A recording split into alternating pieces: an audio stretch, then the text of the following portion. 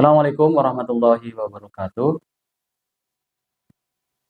Salam sejahtera untuk kita semua. Om Swastiastu, Namo Buddhaya, salam kebajikan. Salam Rumah Restorasi Indonesia. Sahabat restorasi, pada kesempatan ini saya, Suryadi Domi, akan membahas isu-isu penting terkait dengan pendidikan atau pembangunan pendidikan yang nanti kita awali dengan hubungan politik dan pendidikan, demokrasi dan pendidikan. Ini penting untuk melandasi bahwa praktek pendidikan tidak terlepas dari gagasan-gagasan besar tentang kehadiran bangsa dan negara ini. Sejarah menunjukkan bahwa banyak tokoh-tokoh pemimpin bangsa pernah menjadi guru atau terlibat dalam proses pendidikan.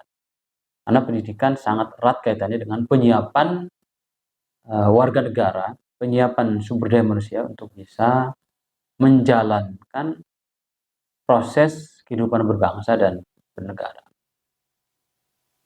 Oleh karena itu, saya kira sangat wajar ketika para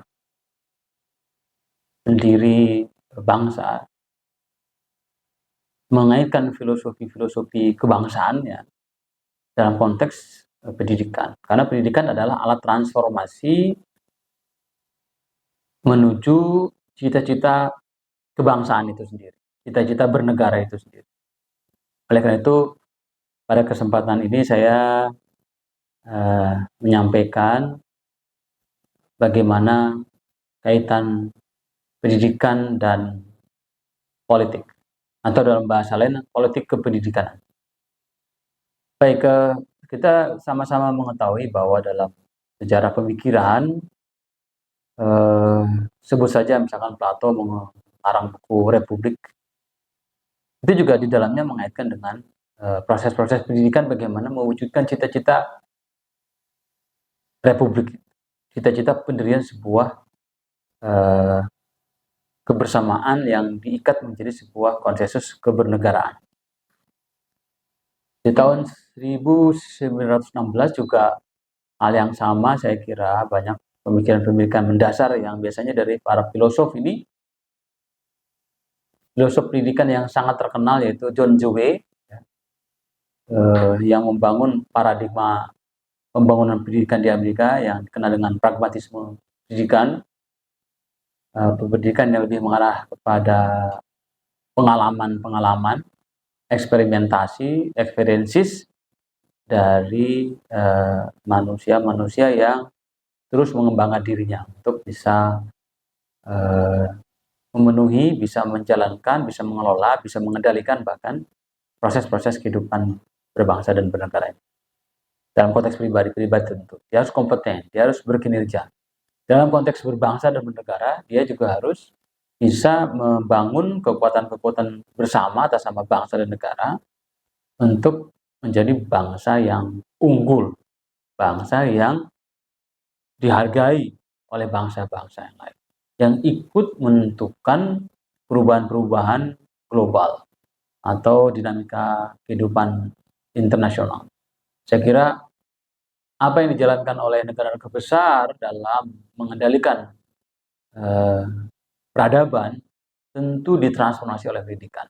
Oleh karena itu, kita betul-betul harus melihat konteks pembangunan pendidikan ini secara lebih substantif, tidak hanya sekedar untuk kepentingan proses belajar mengajar, proses transfer of knowledge, proses transfer of skill, proses membangun karakter atau sikap. Tapi sejatinya pendidikan adalah proses membangun peradaban itu sendiri. Pendidikan dan peradaban itu sangat dekat. Makanya dalam konteks pengelolaan kementerian kita, Kementerian Pendidikan dan Kebudayaan itu melekat. Kenapa? Pendidikan sebenarnya untuk membangun kebudayaan. Dan yang lebih besar lagi adalah peradaban. Oleh karena itu, saya kira penting untuk membahas bagaimana mengelola negara ini, membangun SDM Indonesia khususnya ini adalah dengan melihat paradigma pembangunan secara keseluruhan dan paradigma pembangunan pendidikan itu sendiri. Sahabat restorasi yang saya hormati,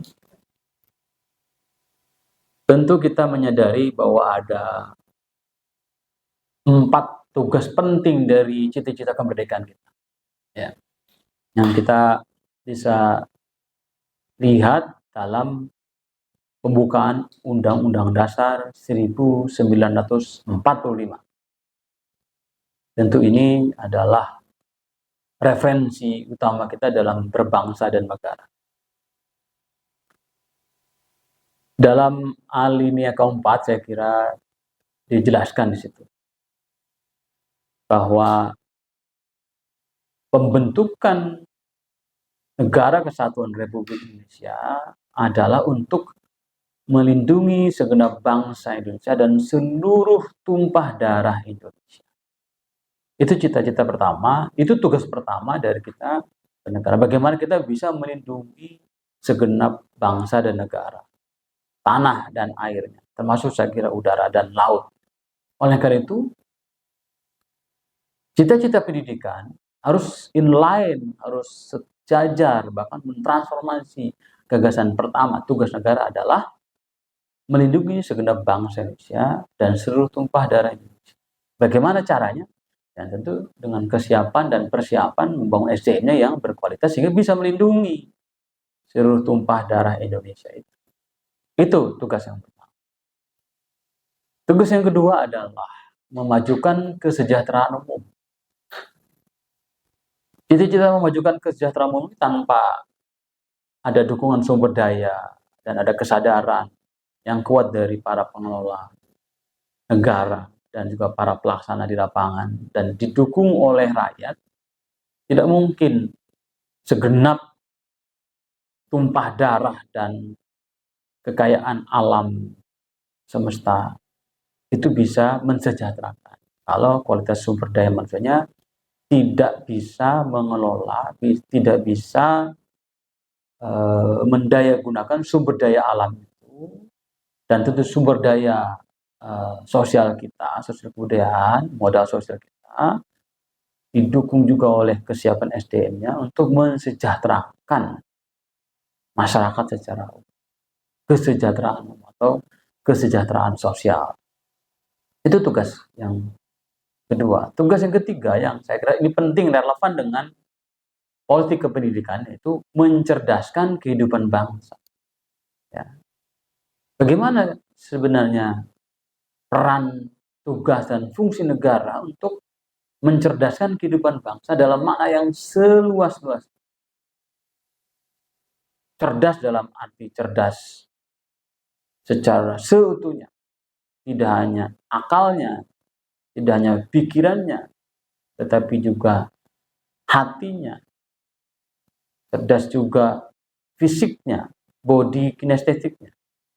Jadi ada istilah kecerdasan intelektual, kecerdasan emosional, kecerdasan sosial, kecerdasan spiritual, dan kecerdasan fisikal yang itu hanya bisa dilakukan dengan upaya-upaya pembangunan pendidikan yang tepat dan searah dengan potensi sumber daya alam.